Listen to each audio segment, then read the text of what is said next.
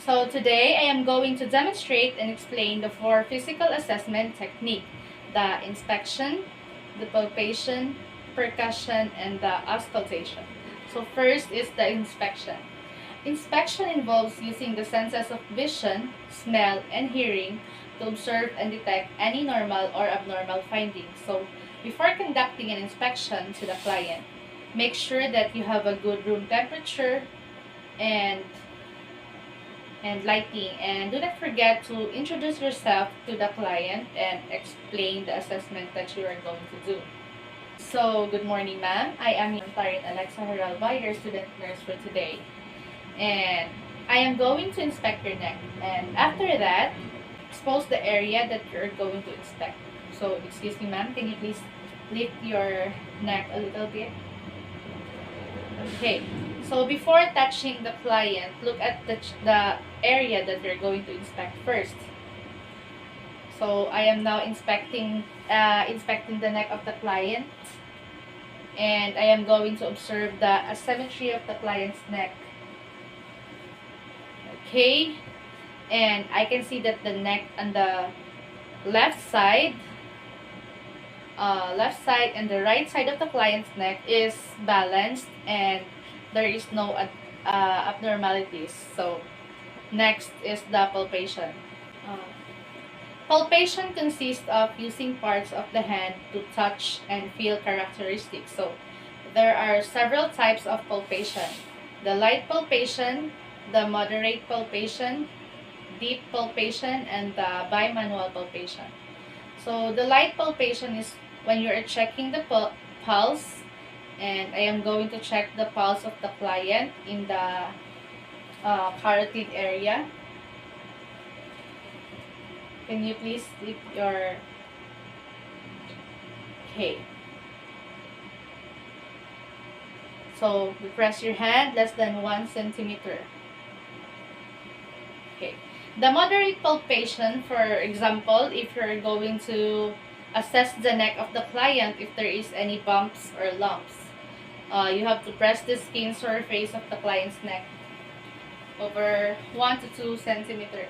So can you please lift your chin, ma'am?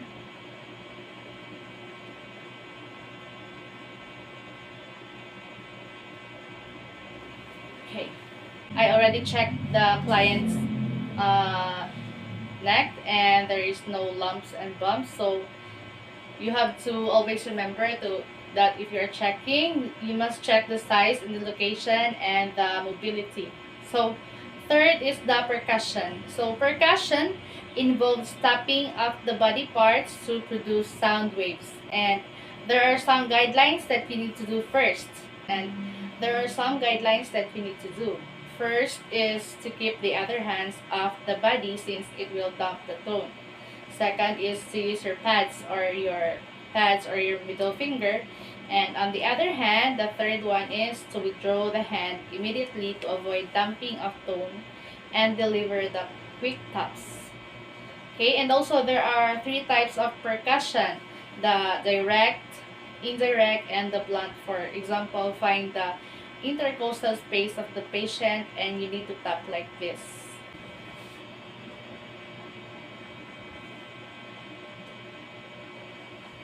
The second is the indirect percussion, and you are going to place your palm on the intercostal space of the client and use your middle finger.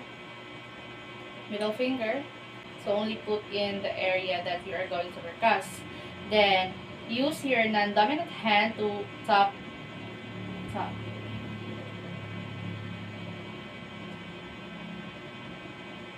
Okay, the third one is the blunt percussion, and you are going to place your dominant hand on the skin surface of the patient. And then you're going to use your dominant hand to deliver quick sounds.